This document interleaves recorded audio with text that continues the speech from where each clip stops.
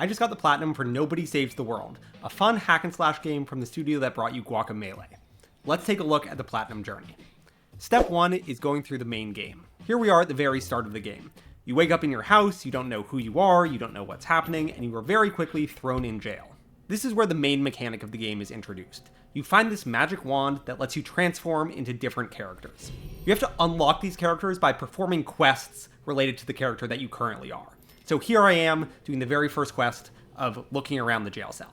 After completing that quest, I get some experience points, which lets me transform into my first character, the Rat. The Rat comes with his own set of abilities and attacks. He has this bite attack, and importantly, he's also very small, so he can scurry out the back of the jail cell. Completing these small side quests to gain experience so you can level up your characters and eventually unlock new characters is really the main gameplay loop of the entire game. And I've got to say, I was hooked from the beginning. I level up the Rat and immediately unlock two new characters, the Guard and the Ranger.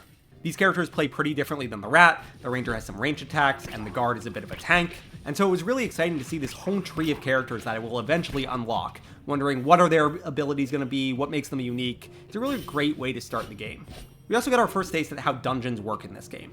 They're all procedurally generated, so it's a random map, enemy spawns are a little bit random, and you make your way through it until you get to the final room with some sort of boss. All the while, we've been trying to complete our little side quests, and at the very end of the dungeon, after beating the boss, we get some tokens that let us level up one of our abilities. This gives us the first trophy of the game. Right after that, we make our way back to our dungeon cell, but now that we've completed the dungeon, we have the resources that we need to get out of our cell and get another trophy. From here, we're now in the overworld map, and it's time to do some exploring. There are some hidden collectibles scattered throughout, like this mana potion, which increases the amount of mana that we have. Eventually, we make it into a town with a store, and we buy an item to get another trophy. Of course, any trophy associated with the store has to be named What Are You Buying? Shout out to Resident Evil 4. After going through the town, we arrive at our first main dungeon. You'll see here that we need 15 wands in order to get access to it. In order to get those wands, we need to clear some of the smaller dungeons scattered throughout the world. So that's our first goal. We need to go to these first two dungeons, clear them, and then come back and beat this main dungeon. Up to this point, my favorite character was probably the Ranger. I liked having a little bit of distance, my health felt a little bit low, and so I like to play it a little bit safe.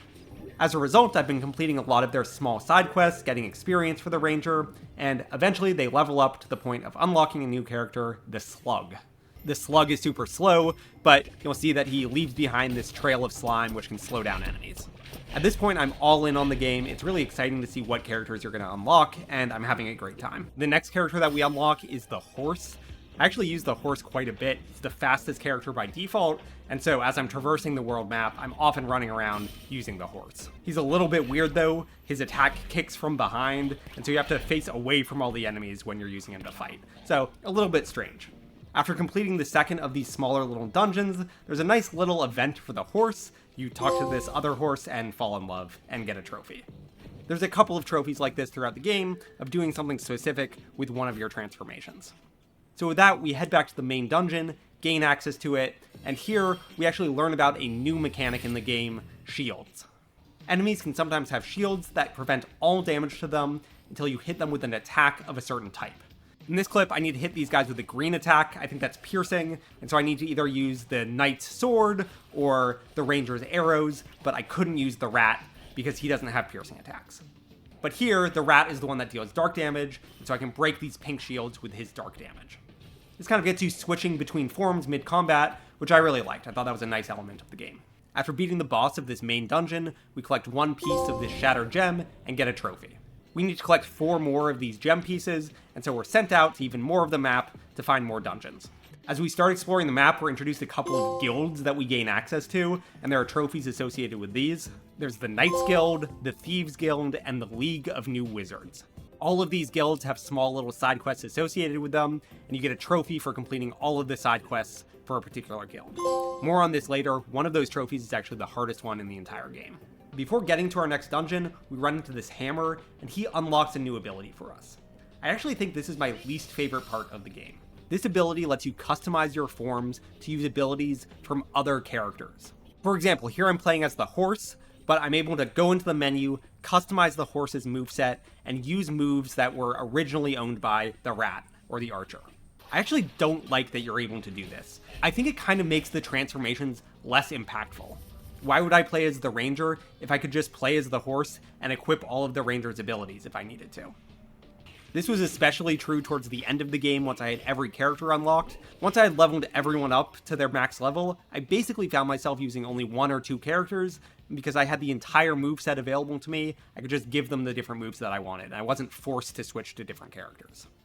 Anyways, that's a bit of a nitpick. Let's get back to going through these dungeons.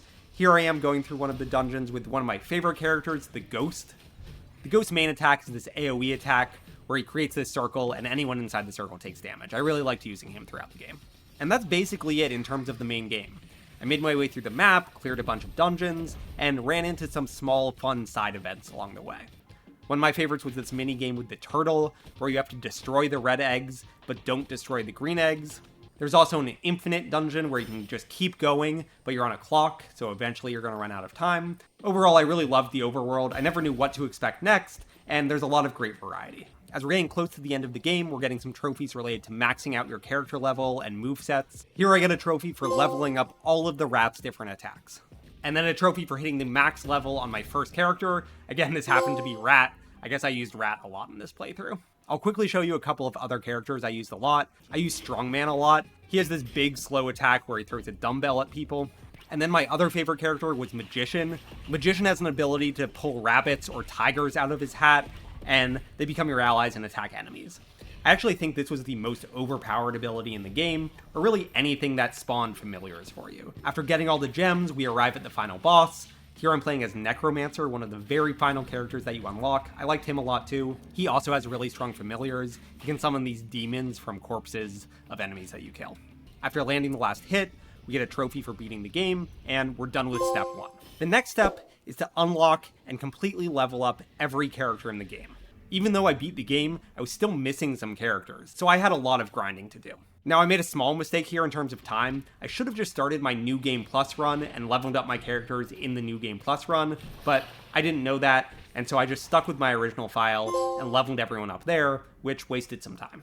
Here we get a trophy for unlocking the final character of the game, the Dragon, a very cool character. After getting that final unlock, I just had to grind levels on every single character to get them all up to S rank. I chose to use this dark dungeon to do so because it had these spider enemies that split into tons and tons of enemies. A lot of these smaller side quests for characters involve getting kills with particular moves, and so I found these spider enemies particularly helpful to just quickly get kills to complete these side quests. My very last character that I needed to level up was the turtle. I guess I didn't use the turtle very much, although he's pretty good in the water. This last side quest involves using this bubble shield to deal enemies. So I'm just trying to take some hits with my bubble shield, and eventually I complete the side quest, get the experience that I need to level up my turtle, and he finally hits S level. So there's actually one more thing that we need to do before starting our New Game Plus playthrough, and this is related to the Knights Guild. Again, there's a trophy associated with beating all of the quests associated with each of these guilds. And this quest was by far the hardest one in the game. This is the Advanced Rogues Shooting Gallery.